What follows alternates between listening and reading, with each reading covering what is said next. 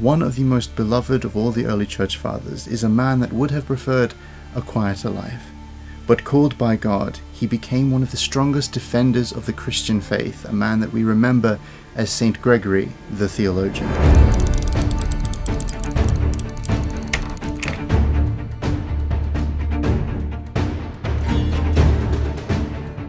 The word theologian is used a lot in Christianity. Theology means the study of God. A more literal translation of the original words would mean to talk about God. Good theology is foundational to good worship, to a good Christian life, because it helps us understand God more and grow ever closer to Him. And so with 2,000 years of theologians and grand theology and beautiful, deeply theological hymns and praises and services, it is therefore perhaps a surprise that in Eastern Orthodoxy we have only ever given the title of the theologian to exactly 3 people. The most recent of these 3 is Saint Simeon the New Theologian from 1,000 years ago.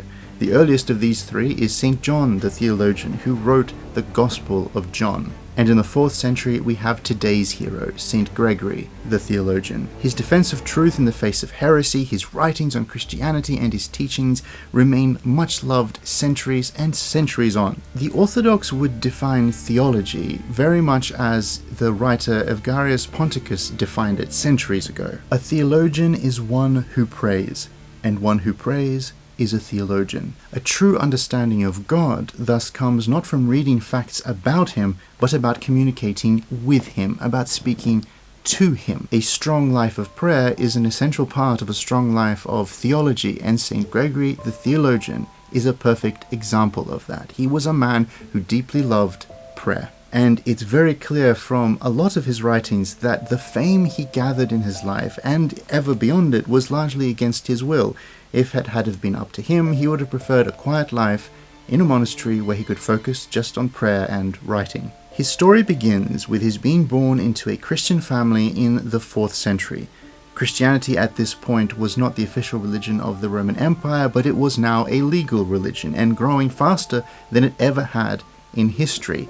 Gregory's parents are a good example in and of themselves. Both of them are remembered as saints. Gregory Sr. was actually present at the First Council of Nicaea, the biggest council of Christian leadership since the Book of Acts. Several years after the First Ecumenical Council, their son Gregory was born, and they aimed to give him the best education they could. He went to the great center of learning in Athens. There he learned from both pagan and Christian philosophers, and learned things like rhetoric and poetry and literature and astronomy, mathematics and theology. While he was studying there, he met 2 young men that would become big figures both in his life and in the history of Christianity of that century. The first was a young relative of the emperor named Julian.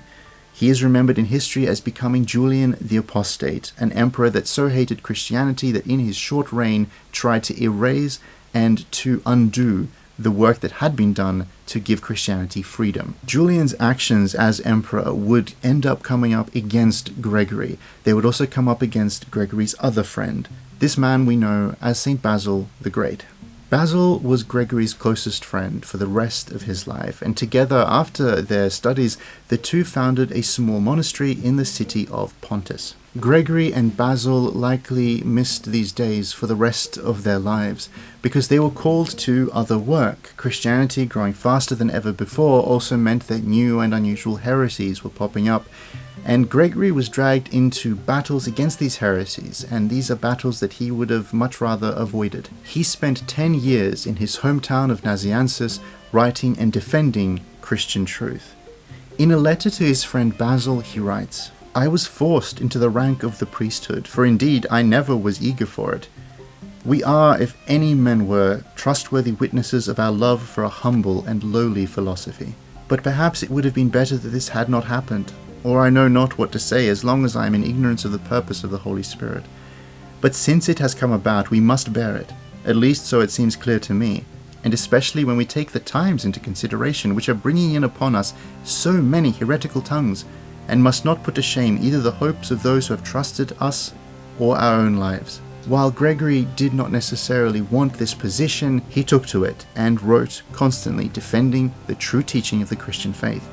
His friend St. Basil, meanwhile, went on to become a bishop, and being of a very different personality to Gregory, was much more keen to get involved in fights with various theologians and heretics, and even with emperors. Various bishops and governors and leaders were using Christianity as a way of consolidating their own worldly power and strength, and Gregory absolutely hated it. He wanted to leave it all behind, but Basil consistently tried to drag him into it, and this caused a lot of friction between the two friends. At Basil's prompting and insistence, Gregory very reluctantly is made a bishop, and we have letters going back and forth between Basil and Gregory that show what a source of friction this was for them. But this argument, this difficulty that they had in their relationship, is one of the most powerful things about these two men, because they genuinely were quite angry with each other. Their letters speak of pain and frustration and not understanding what the other one is trying to do, and yet the two men don't have the same kind of falling out that a lot of us would have had in that situation. They were on the same side and they knew it. They were facing a tide of heresy and of evil, and they both agreed with each other on all that was important. They just had frustrations in their personalities, but they never stopped loving each other, and together they had a profound impact on the church of that era and on every era since. When Basil died, Gregory wrote a powerful and beautiful and moving long document about the value of his friend, about the teaching that he would miss, and about the wise counsel that he would find it difficult to live without. After Basil's death, Gregory kept fighting the fight. He was appointed to Constantinople, a city that for several decades now had been torn apart by varying different factions, so much so that every single major church in Constantinople at this point was being run by a heretical group, and Gregory had to serve out of a tiny, small chapel. These short years were tumultuous. At one point, a group of heretics raided his church in the middle of a service, throwing stones. Gregory was terribly injured, and another priest was actually killed. An assassination attempt was made on him. An assassin was paid to come at night to kill Gregory. But when he entered Gregory's house and met him, he fell down at his knees and begged forgiveness, and it is said that Gregory and the would-be assassin prayed all night together for the good of the city. By the time Gregory left Constantinople only 2 years later, every single church now believed the truth of the Christian faith, and he was welcome in all of them. After years of fighting the heresy of Arianism, the church convened a second ecumenical council in Constantinople, and Gregory was soon elected to preside over this council. This council would reaffirm the Nicene Creed from the First Ecumenical Council and re-establish the truth of the Christian teaching. It was at this council that Gregory the theologian resigned from his post, and Gregory spent the final years of his life where he had always wanted to be, in peace and quiet. Not far from his native town of Nazianzus, he spent these last years writing poetry, writing letters, and still engaging in small fights against other heresies that were popping up. Through all his difficult life, Gregory had one treasure that kept him going, and that was Christ himself. Of the many wonderful and quotable works that he wrote, we can end the episode on this piece of wisdom. Others possess the land of their fathers, we the heavenly city. Others perhaps hold a throne, but we Christ. Oh, what a profitable exchange! How little we give up for how much we receive. Saints like Gregory the Theologian, Basil the Great, and John Chrysostom, all of whom now have episodes on this channel, are all figures that at first seem very overwhelming to look into because they seem like you'll need a PhD in order to understand who they were. But it's not true, because when we look at their lives, we see people that we could have met, that we could have learned from, and that we could have really enjoyed their company. Gregory had a sense of humor as well as a sense of deep theology. He had a real faith. He was like most of us. He'd prefer not to get into arguments. He would just like a normal day-to-day life. But like us, he was called by God to a task.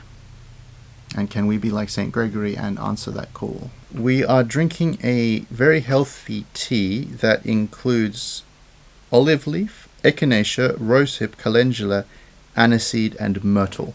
And it's very good. It's very refreshing.